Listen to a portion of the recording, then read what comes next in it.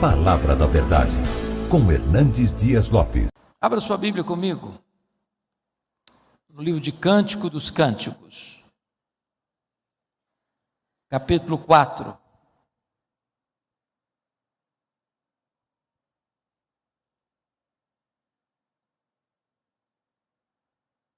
Cântico dos Cânticos, capítulo 4, a partir do verso 7. Eu vou ler alguns versículos desse texto. Começando com o verso 7. Eu peço que você não feche a sua Bíblia depois, por favor. É o esposo se dirigindo à sua esposa e dizendo assim: Tu és toda formosa, querida minha, e em ti não há defeito. Versículo 9. Arrebataste-me o coração, minha irmã noiva minha, arrebataste-me o coração com o só dos teus olhares, com a só pérola do teu colar. Que belo é o teu amor, ó minha irmã noiva minha. Quanto melhor é o teu amor do que o vinho, e o aroma dos teus ungüentos do que toda sorte de especiarias. Os teus lábios, noiva minha, destilam mel. Mel e leite se acham debaixo da tua língua, e a fragrância dos teus vestidos é como a do Líbano. Jardim fechado és tu, minha irmã noiva minha, manancial recluso, fonte selada. Versículo 15. És fonte dos jardins, poço das águas vivas, torrentes que correm do Líbano. O livro de Cântico dos Cânticos é uma forma hebraica de afirmar o grau superlativo. Há muitos cânticos na Bíblia, mas este livro é chamado do maior cântico, do grande cântico, do cântico em grau superlativo. Por isso é chamado de Cântico dos Cânticos. É uma forma hebraica de enfatizar quando você diz santo, santo, santo. Quando você diz santo, você define. Quando você diz santo, santo, você enfatiza. Quando você diz santo, santo, santo, você coloca em grau superlativo. É curioso como um livro da Bíblia, o maior cântico, o mais importante cântico nesse quesito, é dedicado ao casamento. E o casamento é uma instituição divina, e o casamento pode ser um jardim grinaldado de flores ou um deserto árido. Pode ser o território da sua liberdade ou a masmorra da sua escravidão. Pode ser o cenário da sua mais linda felicidade, ou pode ser o cenário do seu mais tormentoso pesadelo. Não reclame do seu casamento. Ele reflete você. Me permita ilustrar isso de forma muito singela. Li certa feita a lenda da casa dos 10.000 espelhos. E eu fui entender essa lenda quando se vai a Jerusalém, e se você um dia for, não deixe de visitar o Museu Yad Vashem, Museu do Holocausto. Aquele museu recorda e é um memorial dos 6 milhões de judeus que morreram no Holocausto. Desses 6 milhões de judeus, 1,5 milhão eram crianças. Quando você entra no memorial das crianças, é tudo escuro. E você entra e vê 1,5 milhão de velas acesas. E as crianças são chamadas pelo nome. E você vai segurando um corrimão para não cair. E quando você chega no final, via de regra, os seus olhos estão umedecidos de lágrimas. Ali não tem 1,5 milhão de velas acesas. Salvo o melhor juízo, tem 5 velas acesas. Mas num jogo de espelhos, você consegue ver 1,5 milhão de velas acesas. Então aqui eu quero introduzir a lenda da casa dos 10.000 espelhos. Diz a lenda que um cachorrinho faceiro, serelepe, caminhava pela rua e, atraído por esta casa, entrou nesta sala com 10.000 espelhos. E ele ficou encantado, porque viu 10.000 caras rindo para ele, celebrando para ele. E ele disse: esse é o melhor lugar do mundo, eu sempre vou querer voltar aqui. Mas nessa mesma rua, caminhava um cachorrinho rabugento, de mal com a vida, arreganhando os dentes para quem aparecia para ele. E também entrou nessa sala e ficou horrorizado, porque ele viu 1.000 caras arreganhando os dentes para ele.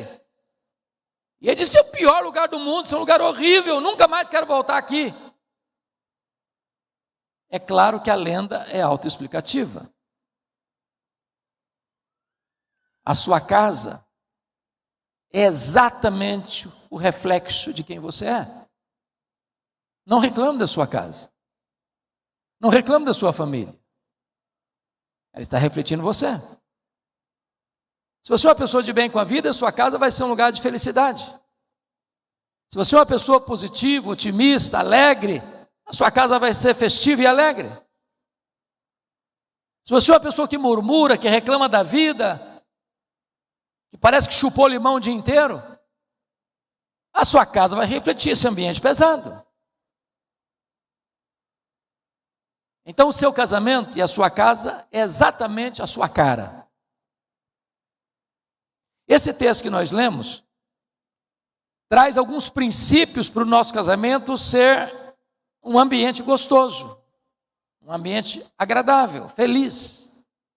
E quais são os princípios que esse texto apresenta para você ter um casamento feliz? Porque quando eu escrevi o livro com o título Casados e Felizes, achei curioso que na semana seguinte alguém me mandou um e-mail enorme. Disse assim: eu não sabia que você estava escrevendo um livro de ficção agora.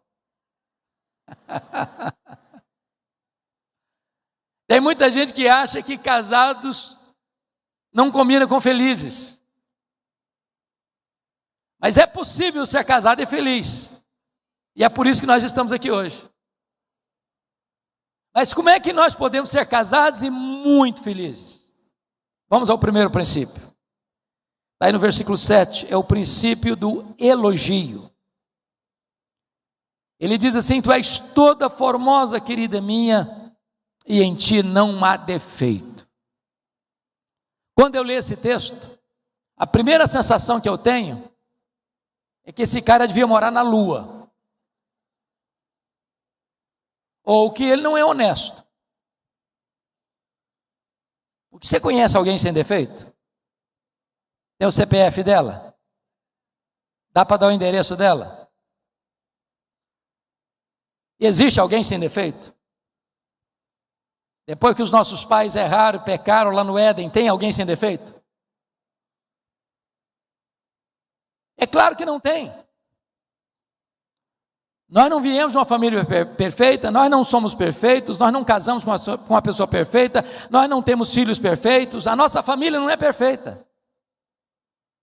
Mas como esse homem vai dizer: tu és toda formosa, querida minha, e em ti não há defeito? É porque o amor não foca nos defeitos, mas concentra-se nas virtudes. Eu posso lhe garantir que se você ficar concentrado demais nos defeitos do seu marido e da sua mulher, você não vai ter tempo para mais nada. Tem muita gente que acha que o nosso papel no casamento é descobrir os pontos falhos do nosso cônjuge para pontuá-los, para que ele melhore. Isso não funciona não. Só vai aumentar o fosso. O nosso papel é identificar os pontos positivos e enaltecê-los. Alguém já disse com razão que um elogio sincero é melhor que 1000 críticas. Você não melhora o seu cônjuge criticando-o, você melhora o seu cônjuge elogiando-o nos pontos que merecem ser elogiados. Agora notem, Eu conheço pessoas que até elogiam o cônjuge. Há maridos, por exemplo, que chegam perto dos amigos, na sauna, no futebol, na reunião mais íntima de homens, dizem, a minha mulher é uma bênção. Ai de mim se não fosse a minha mulher.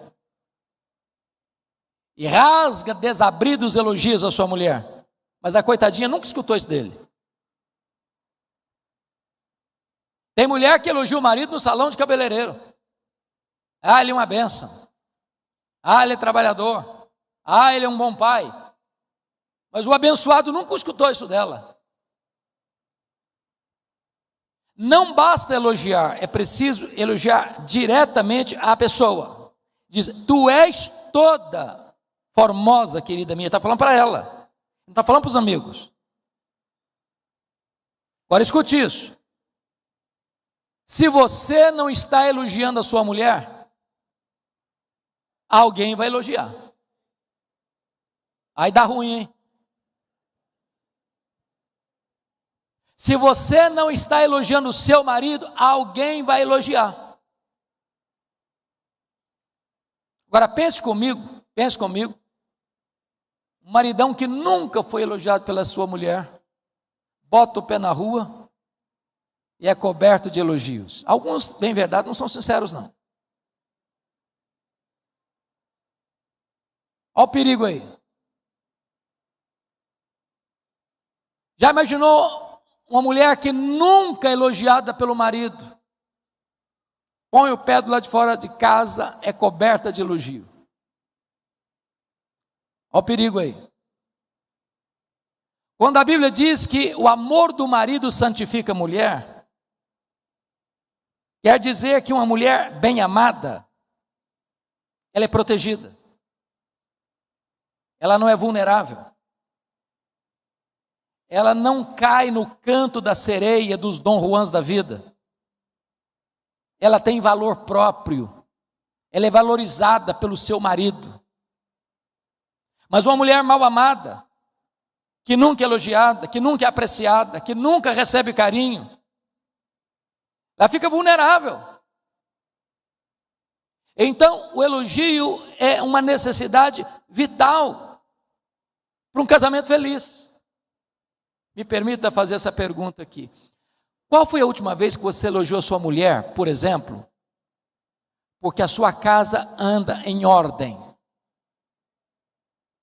E por andar em ordem, eu quero dizer, você pode receber uma visita de surpresa sem passar vergonha. Que tem casa, se você não avisar, parece que passou um tsunami por lá. Tem casa que se você abrir o guarda-roupa, tem um acidente doméstico. Ah, mas é mais obrigação dela fazer isso mesmo. É claro, tudo bem, mas tem muitas mulheres que a casa é uma bagunça. Qual foi a última vez que você elogiou seu marido porque ele é um homem trabalhador? Honrado. Você nunca passou vergonha de cobrador à sua porta? Ah, mas isso é obrigação dele, mas tem muito marido aí que está deixando a coisa correr solta. Aprenda a elogiar. Alguém já disse que você pega mais moscas com a gota de mel do que com um barril de fel. Tem gente que não sabe elogiar. Tem gente que é casca grossa. Mas um elogio sincero, na hora certa, com a proporção certa, é um bálsamo. Alguém muito espiritual diz, não, pastor, mas esse negócio de elogiar é um perigo, porque a pessoa fica vaidosa. Não, o que a Bíblia proíbe é a hipocrisia. Mas um elogio é um refrigério para a alma. E a Bíblia está cheia de elogios. Eis um exemplo. Tu és toda formosa, querida minha, e em ti não há defeito. Vamos ao segundo princípio de um casamento feliz? Olha o versículo 9.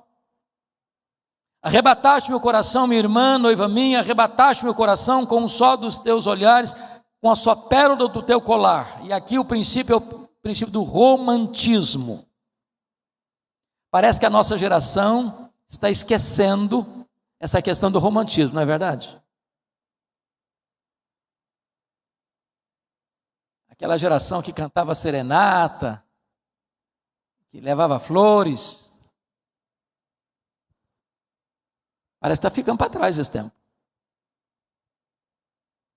Agora, nota uma coisa. Vocês sabem que o homem, o masculino, o ser masculino, a gente não consegue enxergar detalhes. O homem só consegue enxergar uma caixinha de cada vez. Por exemplo, você vai com a sua mulher numa festa, aquela festa de casamento do ano. Aí alguém pergunta para o marido assim: como é que foi a festa? Ele responde assim: foi jóia. E não tem mais nada para acrescentar. Ele não viu nada. Aí você pergunta para a mulher assim: como é que foi a festa? Fala: olha, foi um espetáculo. A renda do véu da noiva era uma coisa internacional. Aquele arranjo que estava em cima da mesa é uma coisa que eu nunca vi igual. Ela sabe detalhes, ele, coitadinho, não viu nada. O homem é meio tapado mesmo. Agora, um homem romântico, sabendo que a mulher gosta de detalhes, ele fica atento a detalhes. Porque vejam vocês que ele destaca duas coisas na mulher: um adereço e destaca também um atributo. Ele consegue ver uma pérola do colar e ele consegue observar o olhar dela. Arrebataste meu coração, minha irmã, com um só dos teus olhares, com a só pérola do teu colar. Ele está atento. Porque se a mulher gosta de detalhes, ele precisa aprender a gostar de detalhes. Porque ele é romântico.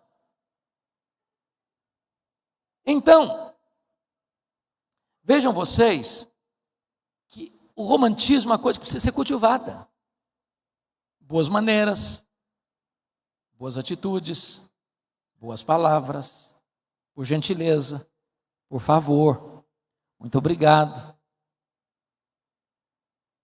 Eu sei que os homens de Manaus são muito românticos. Me falaram aí que eles são românticos. Por exemplo, você nunca deixou de levar flor para sua mulher no aniversário dela. Presentinho aqui, presentinho lá. Aniversário de casamento, então, não passa em brancas nuvens. Eu sei que você ainda é daquele marido que abre a porta do carro para a esposa entrar. Não é verdade? E quando vai ao restaurante, nem espera nem o garçom puxar a cadeira, você mesmo faz às vezes. E às vezes a gente esquece essas coisas, sabia? Eu fui jantar com um casal certa feita, e na hora de entrar no carro, preste atenção nisso. Pode ser o senhor doutor fulano das quantas. Se seu marido é um motorista, você, mulher, vai do lado dele. Vai atrás não, é do lado dele. E aí, quando chegamos no restaurante, eu desci e perguntei para a mulher assim: você não vai descer? Ela respondeu: eu nunca precisei abrir a porta do carro. Falei: toma, aprende. São pequenos gestos. Não são os grandes problemas que minam um casamento, são os pequenos problemas. São as raposinhas que devastam a vinha quando elas estão em flor.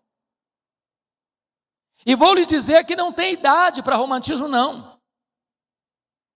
Romantismo não é só para o casalzinho que tem lua de mel, não. É para a vida toda. Eu ouvi certa feita, li essa história, eu achei marcante, de um freguês fiel à floricultura do bairro, a melhor floricultura.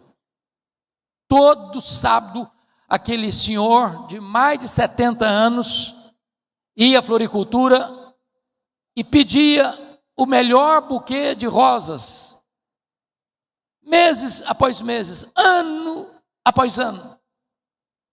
Um dia, o dono da floricultura, não aguentando a curiosidade, disse assim: a sua mulher deve ser a mulher mais feliz do mundo. Eu não conheço nenhum cliente como o senhor. Eu não conheço nenhum homem romântico como o senhor. é que ela reage quando ela recebe esse buquê de flores? Ele respondeu: ela não reage. Ué, como assim não reage? Não, ela tem Alzheimer há muitos anos. Ela nem sabe quem eu sou. Ué, mas se ela não sabe quem é você, como é que você dá flor para ela? Ele respondeu: ela não sabe quem eu sou, mas eu sei muito bem quem ela é. Não tem idade. Romantismo a gente precisa cultivar no dia a dia da vida.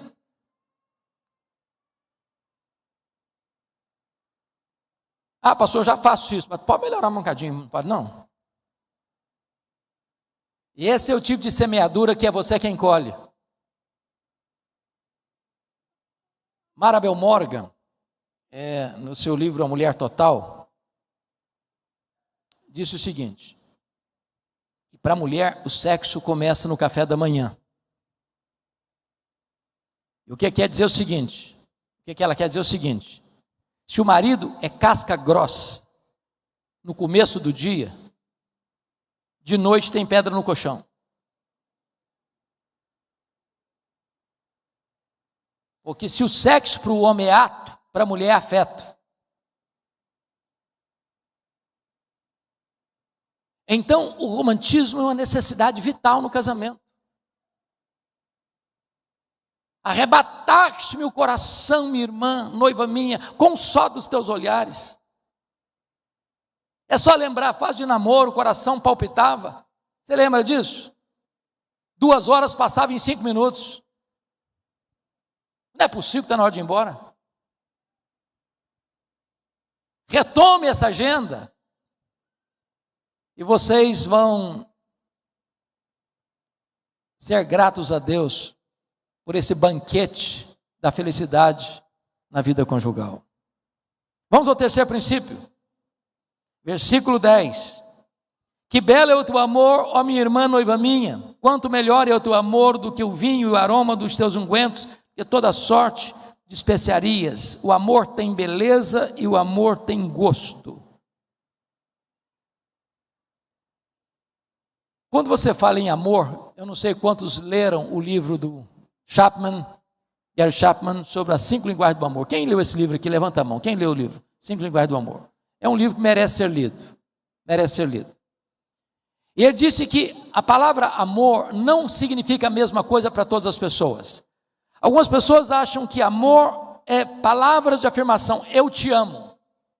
Se você não falar eu te amo, a pessoa não se sente amada.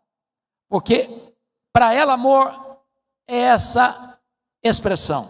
A outra diz assim: amor para mim é tempo de qualidade. Se você não fica comigo, se você não prioriza a minha agenda, então você não me ama coisa nenhuma.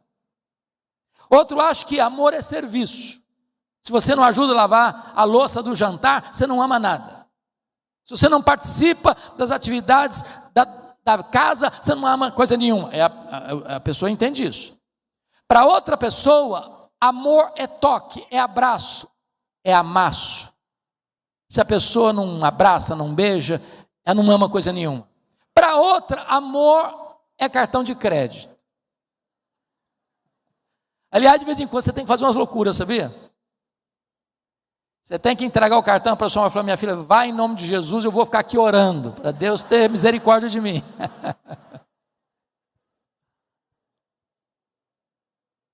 Tem hora que você precisa levar sua mulher para jantar fora, sabia? Não é no quintal não, é no melhor restaurante de Manaus. Notinha de rodapé aqui, irmãos. Eu escrevi recentemente um comentário de Eclesiastes. Estou expondo Eclesiastes agora na igreja lá em Pinheiros. E no capítulo 2, Salomão fala de 2 problemas. O primeiro problema é a pessoa que trabalha, junta.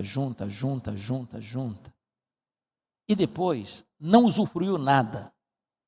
Não curtiu a vida nada. Nunca fez uma viagem, nunca fez um passeio. Nunca saiu de férias, nunca foi num bom restaurante, nunca foi num bom hotel. Aí depois que morre, isso fica na mão de alguém que não ralou para ganhar, que não vai valorizar o dinheiro, que vai jogar fora o dinheiro. Salomão disse: isso é um problema.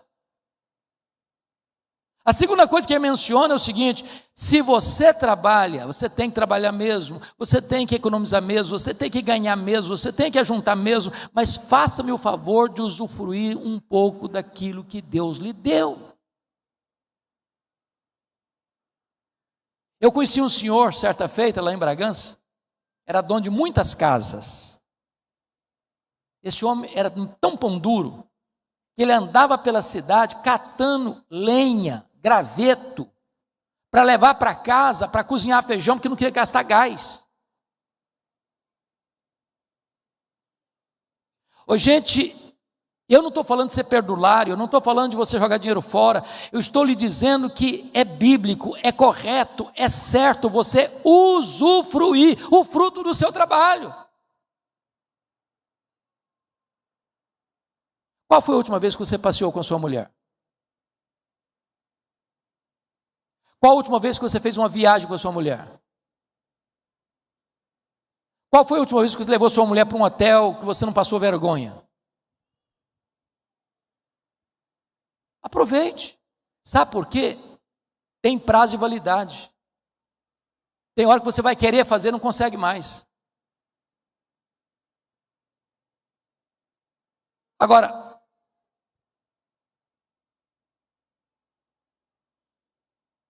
o que significa que você ama sua mulher e seu marido? Quando você ama alguém, 3 coisas vão acontecer.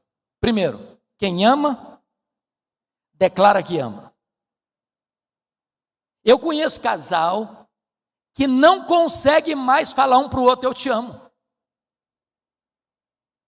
Eu conheço casal que dá um abraço em público, é um escândalo. Eu conheço casal que se beijar em público vira feriado nacional.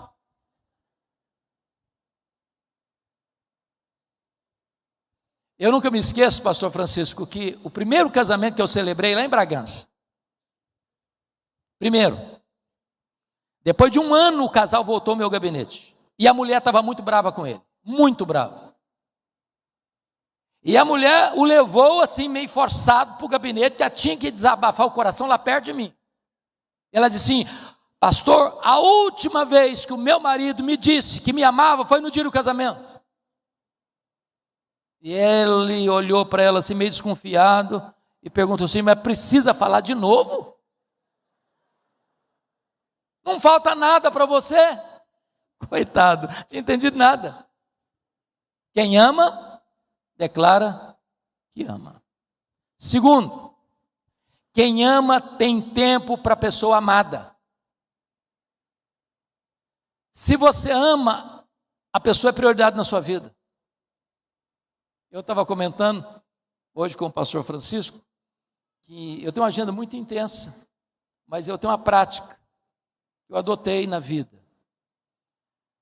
Se o telefone tocar, eu posso estar na reunião mais importante da minha vida, e eu olhar, é da minha casa, minha mulher, os meus filhos, os netinhos ainda não me ligam ainda, não está com idade para tanto. Eu atendo na hora. E se tiver uma necessidade, eu peço licença e saio na hora. A minha família sabe, aqui ó, está até falando aqui. A minha família sabe que eles são prioridade na minha agenda. Quem ama, tem tempo para a pessoa amada. Mas deixa eu ilustrar isso. Eu não sei se o pastor José João esteve em Vitória em 1986, reunião do Supremo Concílio, em Vitória. E eu fui, pastor Francisco, acho que nem era ordenado, já era, Francisco? 86? Não. Nós tivemos o privilégio de hospedar o Supremo Concílio, como vocês hospedarão aqui em 2026. E um colega de turma, pastor Euquias Gomes de Freitas, era pastor numa cidade chamada Iuna, no sul do estado. Isso é mês de julho, e ele chega para mim e diz: Hernandes, dá para você pregar na minha igreja esse ano? Eu peguei minha agendinha, olhei para lá, olhei para cá, olhei para lá, olhei para cá, e disse assim: ô Euquias, eu não posso, esse ano eu não posso, não tem como, minha agenda está intensa, estou chegando na igreja tem 1 ano, e tem tanta coisa para fazer, eu não posso. Só que, naquela reunião do Supremo Concílio, eu conheci uma moça muito bonita da igreja dele. E essa moça é minha esposa, minha mulher, há 37 anos. E eu fui na igreja do Euquias naquele ano, que era a ovelha dele, 9 vezes. 9 vezes. Eu mudei minha agenda. É claro, eu não sou bobo. Quem ama, tem tempo para a pessoa amada. Terceiro, quem ama, procura agradar a pessoa amada. Porque hoje tem gente matando em nome do amor, sabia? Tem gente até esquartejando em nome do amor. Eu estou fora desse negócio aí. Me inclui fora dessa. Eu não sei se vocês já participaram de cerimônia de casamento. E na hora dos votos, aliás, notinha de rodapé. Hoje está complicado, não está não, na hora de voto? Que agora virou moda que o casal tem que ler os votos um para o outro. Tem hora que o voto do casal é mais longo que o sermão do pastor. Tem voto que parece um rosário, uma epístola com vários capítulos. Mas tem hora que os dois só fazem ali sem o microfone, só o pastor escuta. Eles estão prometendo um para o outro. E o pastor Jeremias Pereira, com aquele jeito assim, descontraído que Deus lhe deu, diz que tem casal que ali na frente parece que jura o seguinte: eu te prometo que a partir de hoje eu arrebento com a sua vida. Te prometo que você não vai ter mais um dia de paz. Te prometo que você não vai dormir mais sem Lexotan. Parece que tem gente que está prometendo isso. Pior do que isso, foi o cara que disse lá no altar para a noiva assim: hoje eu estou dizendo para você que eu te amo. Se um dia eu me arrepender, eu te aviso. Vamos encurtar a conversa.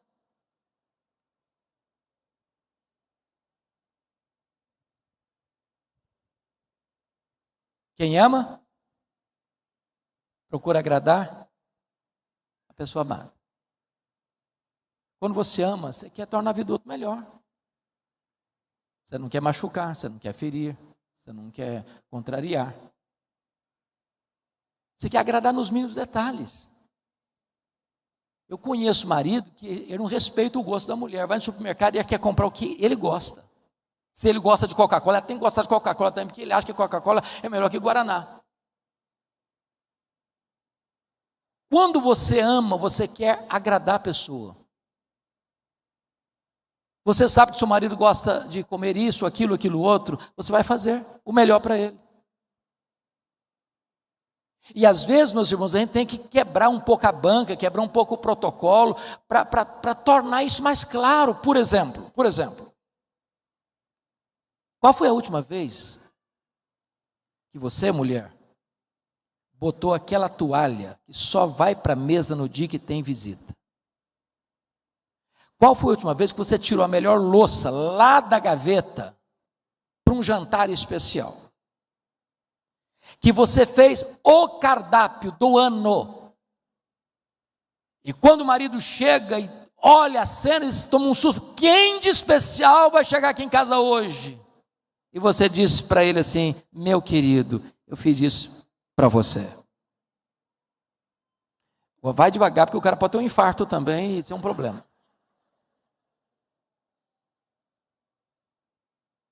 São detalhes de cuidado, de agradar a pessoa, de surpreender a pessoa, com gestos de doçura e de ternura no casamento. Mas vamos a um outro princípio. Olha aí comigo o versículo 11. Os teus lábios, noiva minha, destilam mel. Mel e leite se acham debaixo da tua língua, e a fragrância dos teus vestidos é como a do Líbano. Aqui é o princípio da comunicação. Meus amados, a comunicação é vital no casamento, porque a Bíblia diz assim: a morte e a vida estão no poder da língua, quem bem a utiliza comerá do seu fruto. Ou seja, você pode dar vida ou você pode matar um casamento, dependendo da maneira como você se comunica. E para mim, o ponto mais importante da comunicação na Bíblia está lá em Tiago 1,19. que está escrito lá? Todo homem seja pronto para ouvir, tardio para falar, tardio para se irar. A primeira coisa é pronto para ouvir. A palavra pronto no grego aqui é a palavra taxis. De onde vem a nossa palavra portuguesa? Táxi. Hoje nós colocaríamos até Uber no meio. O que é um táxi? O que é um Uber? É um carro de serviço que atende você quando você chama, quando você precisa. Imagine você indo para o aeroporto, para uma viagem, você chamou o taxista e ele diz, daqui a meia hora eu passo aí e te pego. Eu falo, não, daqui a meia hora não serve, ou é agora ou vou arrumar outro. Olha como é que Deus nos fez. Deus nos fez com duas conchas acústicas externas e uma única língua amuralhada de dentes. Sabe o que Deus está dizendo? Escute mais, fale menos. É curioso isso, irmãos, mas a comunicação está morrendo na nossa geração da comunicação. Vá a um restaurante hoje, tem 4 pessoas. Elas não estão conversando. Elas não estão olhando uma para a outra. Cada um no seu smartphone. Você chega numa casa hoje, está cada um no seu smartphone. Eu conheço família em que se chama para o almoço ou para o jantar pelo WhatsApp, porque cada um está num universo diferente. Pronto para ouvir. Eu quando leio a história do Davi, que o filho dele, o Aminon, ficou doente, apaixonado pela meia-irmã Tamar, diz a Bíblia que o Jonadab estava lá na casa do Aminon, conhecia o Aminon, sabia das angústias do Aminon, abriu-se para Aminon abriu-se para ele. Foi uma tragédia na família de Davi, porque Davi não escutava os seus filhos, não estava perto dos seus filhos, não tinha sintonia com seus filhos. Escute, ouça.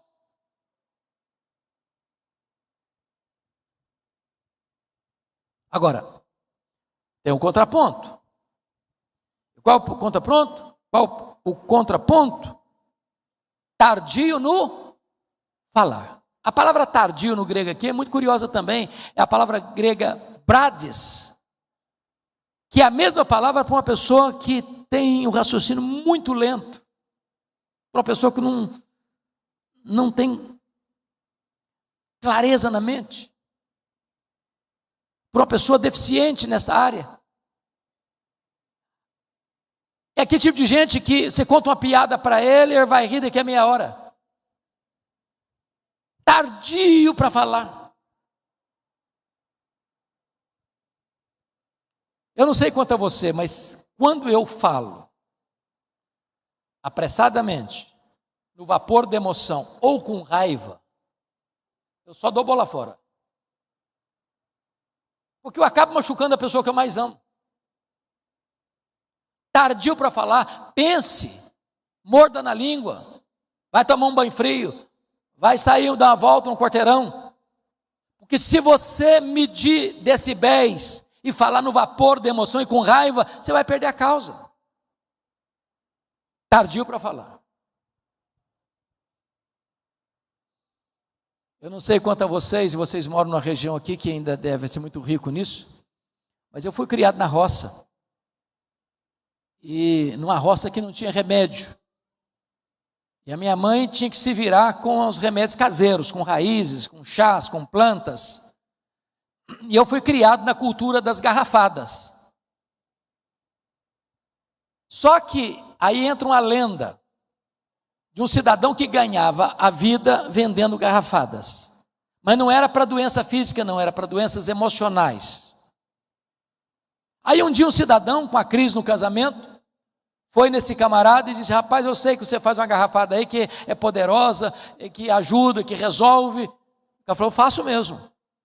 Então eu quero uma. Eu estou numa crise no casamento muito grande. Quanto é? É tanto. Falei: cara, é caro. Não, você está doido, faz um desconto. Não, desconto eu não faço. Agora, prometo que funcione. E se não funcionar, volta aqui que eu devolvo o dinheiro. Ah, bom, desse jeito eu compro. Comprou a garrafada, eu falei: agora como é que eu uso esse trem? O cara falou o seguinte: quando o clima ferver, Quando a discussão estiver nas alturas, vai lá e toma um gole. Só um detalhe, você bota na boca, não engole não. Aguenta na boca. Quando o clima acalmar, aí você engole. Aí funciona. Tardio para falar. Calma, gente, calma. Aguenta mais um pouquinho. Eu sei que essas coisas não acontecem com vocês, mas é bom a gente ter um pouco de paciência. Terceiro princípio, tardio para se irar. Eu não vou perguntar se você se ira com a sua mulher, se você se ira com o seu marido. Isso não é se, é quando.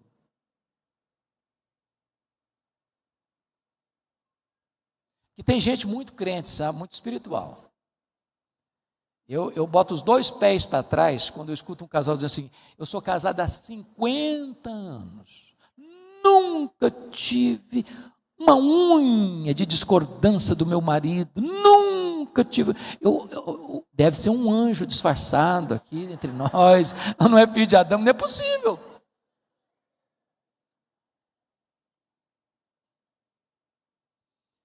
No ano da morte da dona Ruth Graham, esposa do Billy Graham, eu fui a Charlotte, fui visitar o museu do Billy Graham. Tem muitas histórias bonitas, muitas histórias engraçadas do casal. Mas a que mais me chamou a atenção, porque vocês sabem que Billy Graham viajava demais, viajava para o mundo todo, e quem cuidou da casa, cuidou dos meninos, criou os meninos, foi a dona Ruth. Aí perguntaram para ela assim: ô dona Ruth, alguma vez a senhora pensou em se divorciar do Billy Graham? Ela respondeu: divorciar-me dele eu nunca pensei. A vontade de matá-lo eu tive muitas vezes. Eu sei que você nunca teve vontade de matar seu marido, sua mulher, mas tem hora que dá raiva, não é não? Tardio para se irar. Bom, deixa eu pular para o último ponto. Vamos lá para o versículo 15. Tu és fonte dos jardins, poço das águas vivas, torrentes que correm do Líbano. Agora eu quero conversar um pouquinho com vocês sobre prazer sexual no casamento. Esse é um assunto sensível. Às vezes nós temos constrangimento de falar. Foi tabu muitos anos na igreja. Eu me lembro que a primeira palestra que eu escutei sobre esse assunto foi de um irmão que foi ler a revista, era uma revista, Escola Dominical, e ele disse assim: meus irmãos, hoje nós vamos falar sobre sexo. Eu falei: meu Deus, o que é isso, sexo? Pensa no nível da palestra.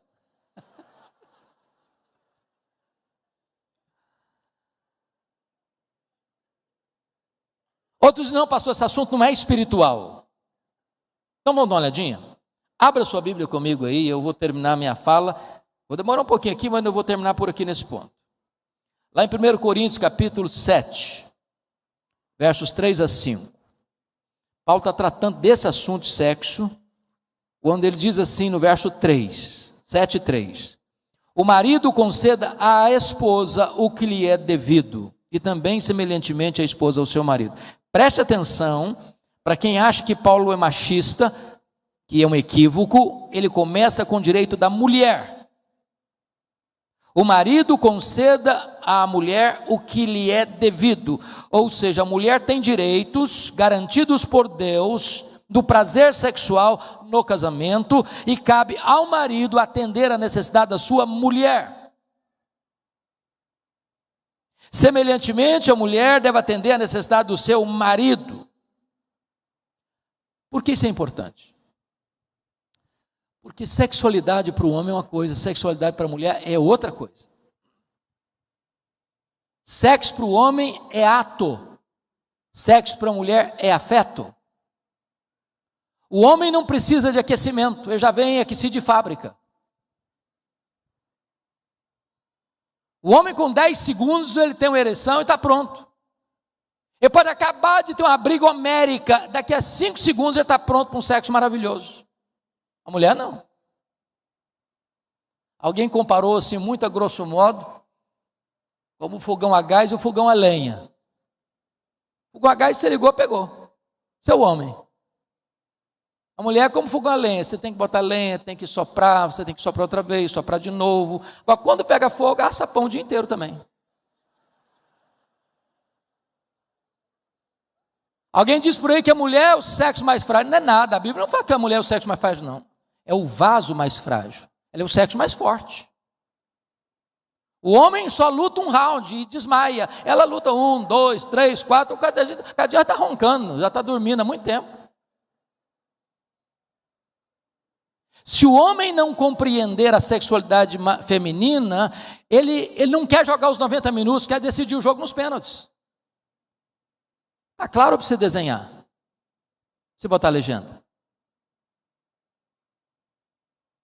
Então é muito importante que o casal compreenda o que é o mecanismo desta relação, para que haja plena alegria, porque tem mulher que finge ter orgasmo para não ficar mais triste.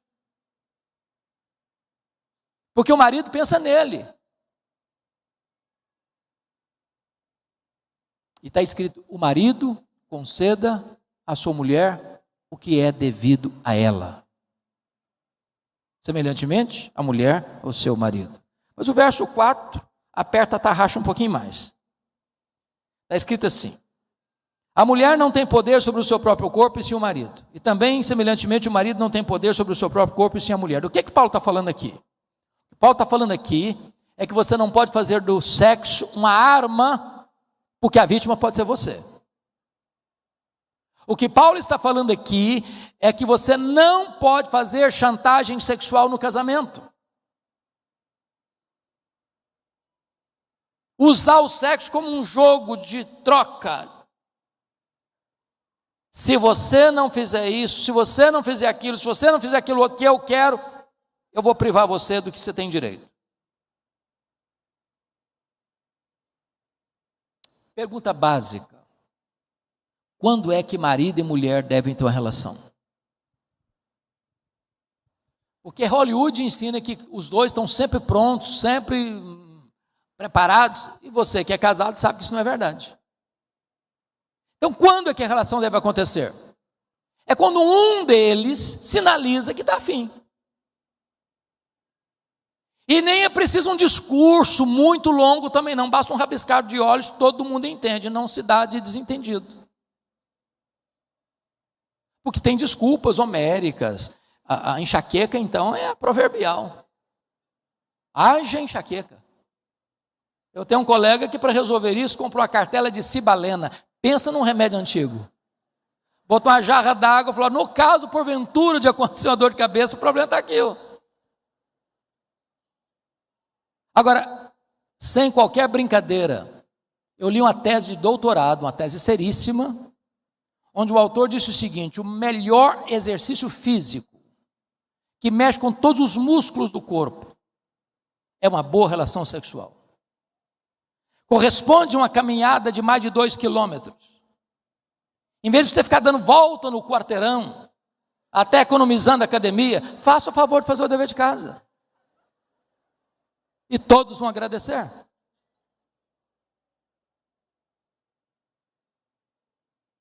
Mas o verso 5 aperta um pouquinho mais a tarraxa. Quando ele diz assim, não vos priveis um ao outro, salvo talvez por mútuo consentimento, por algum tempo, para vos dedicardes à oração e novamente vos ajuntardes, para que Satanás não vos tente por causa da incontinência. Entendamos aqui. Há uma ordem de Deus, não vos priveis um ao outro. Em outras palavras, sexo antes do casamento é pecado, é fornicação. Sexo fora do casamento é pecado, é adultério. Mas sexo no casamento é ordenança divina. Em outras palavras, sexo antes do casamento é pecado. Sexo fora do casamento é pecado. Mas a ausência de sexo no casamento também é pecado. É bom e Deus manda. Se eu tivesse uma igreja pentecostal, eu tinha escutado um glória a Deus agora.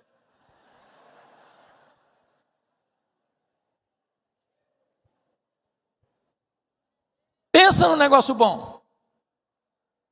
E Deus manda. Agora notem. A única cláusula de exceção para marido e mulher não ter relação é para dedicar-se à oração. E a única vez que a Bíblia diz, não ore demais também não.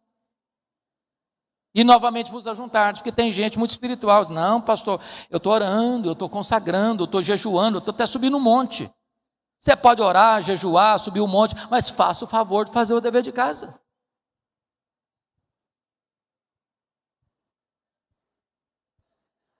Agora eu vi um glória a Deus meio disfarçado assim, né?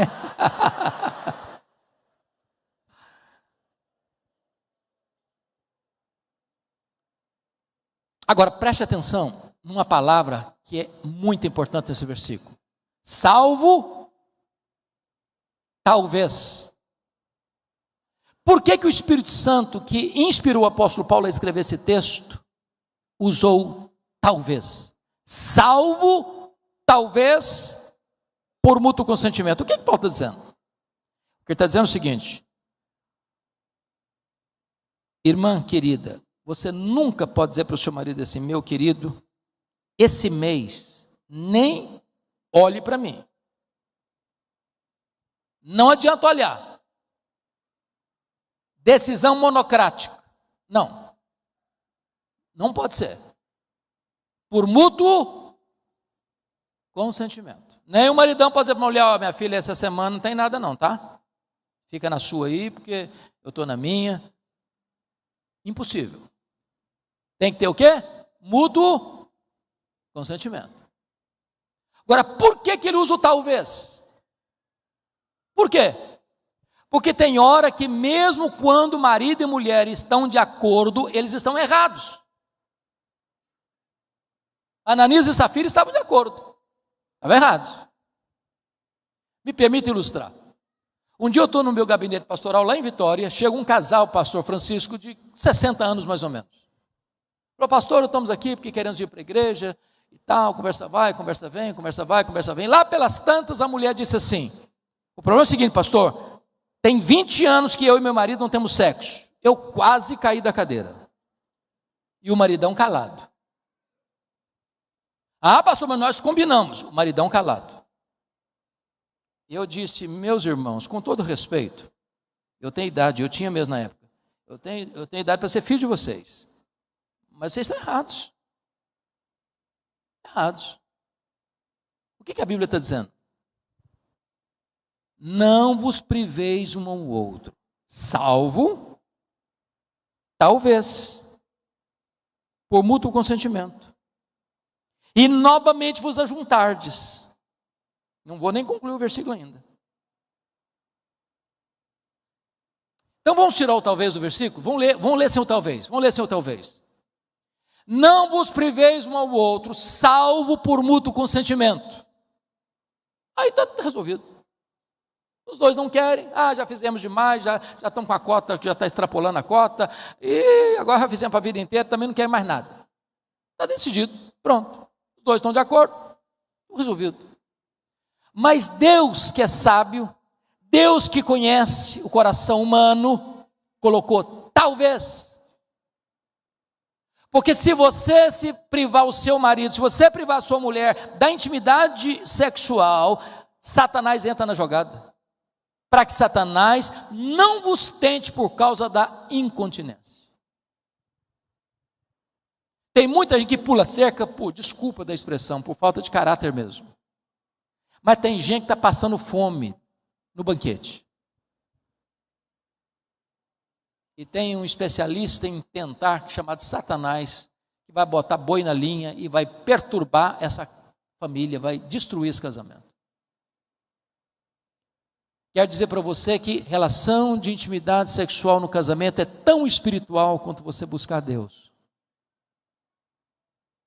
Um casal que tem uma vida sexual estável, bonita, pura, santa, é feliz, é seguro. A bênção de Deus flui aí. Bom, mas eu quero concluir trazendo a você duas coisas. Que a primeira delas, eu não vejo em literatura, ou muito pouco em literatura, nessa área sexual, que se chama de frequência sexual. O que significa isso? Significa que cada casal ou cada pessoa é única no mundo. Há pessoas hiperativas sexualmente, há pessoas não hiperativas sexualmente. Há pessoas que querem ter sexo todo dia, até dia de chuva e feriado. Tem outras que 2 vezes na semana está ótimo. A necessidade é diferente. Agora, preste atenção nisso. Os casais não conversam sobre esse assunto. Nem mesmo os casais esclarecidos e casais crentes não conversam sobre sexualidade um com o outro. Não se conhecem. Um dia chega no meu gabinete um casal que eu tinha feito o casamento deles há 15 anos, eram líderes na igreja, e eles estavam estressados um com o outro. E o marido disse assim: pastor, eu vim aqui porque o senhor fez o nosso casamento há 15 anos, e eu vim comunicar ao senhor que nós estamos nos divorciando. E eu perguntei: mas por quê? Ele respondeu: porque a minha mulher não gosta de sexo. E ela respondeu na tampa, na mesma hora: e eu estou me divorciando porque o meu marido só pensa em sexo. Aí eu brinquei: bom, pelo menos vocês estão se divorciando pelo mesmo motivo. Aí eu fui escutar o casal. O camarada era daquele tipo hiperativo sexualmente, queria sexo todo dia, se possível uma vez mais por dia. Para ela 2 vezes estava ótimo. Só que eles não conversavam. Qual o pensamento dela? Meu marido não gosta de mim. Ele gosta da casca. Ele gosta do meu corpo, não de mim. O que ele estava pensando? Minha mulher não gosta de mim, ela deve gostar de outro, não é possível. Eles não conversavam. Aí eu fui ensinar matemática para eles. Falei: bom, gente, vem cá aqui, vamos conversar aqui mais de perto. Meu filho, o negócio é o seguinte: você quer sexo 7 dias na semana? Pastor, é isso que eu quero, resolve minha vida. Se possível, um pouquinho mais para ajudar. E você, filha, 2 vezes para estar para lá de bom, pastor. Então vamos fazer o seguinte, vamos fazer uma conta aqui, básica. 7 mais 2 dá 9. Vamos dividir pelo meio. Dá 4,5. Vamos fazer o seguinte, vamos suspender essa média para 5. Para 5.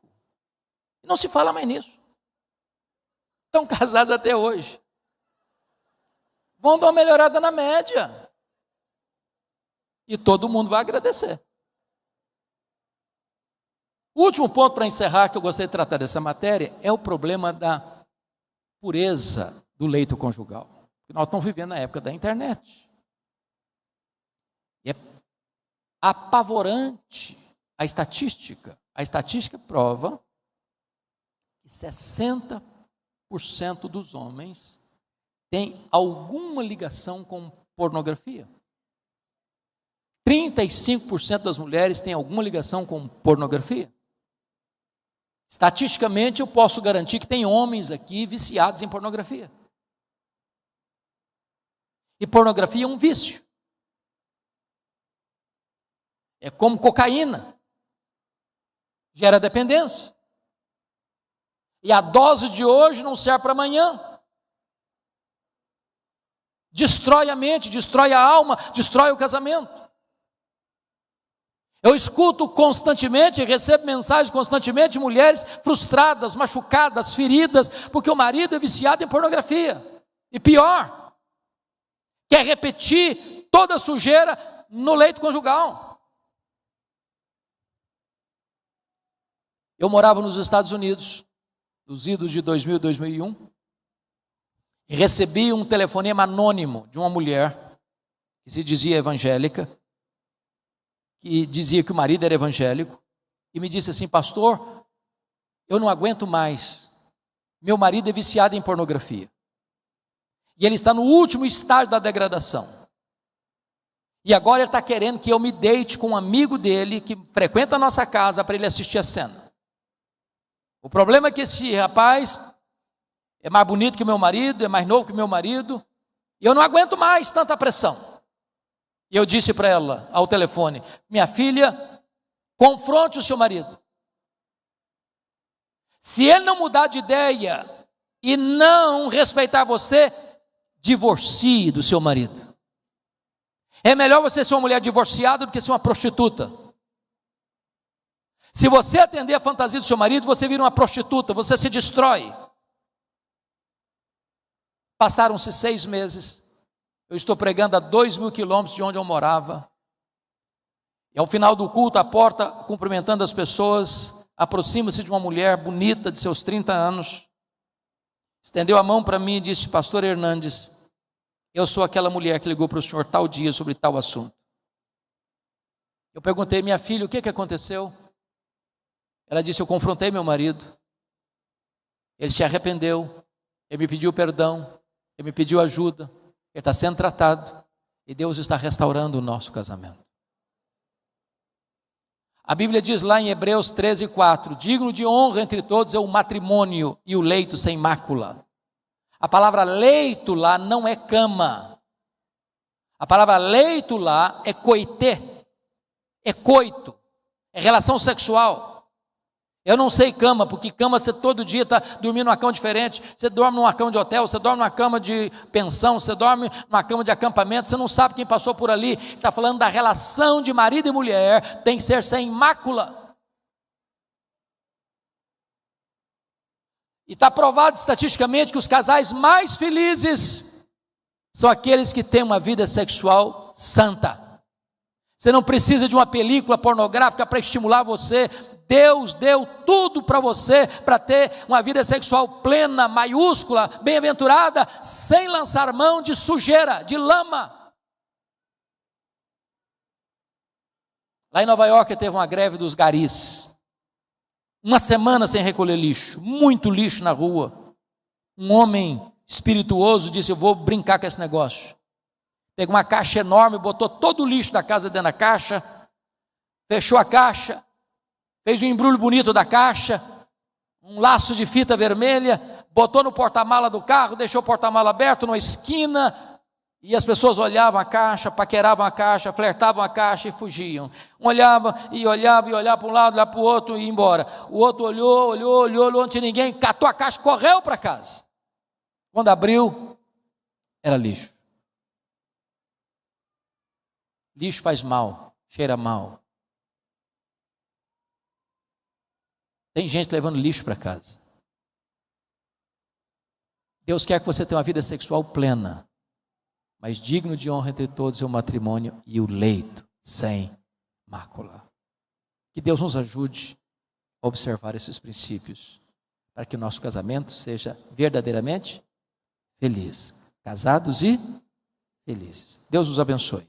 Amém.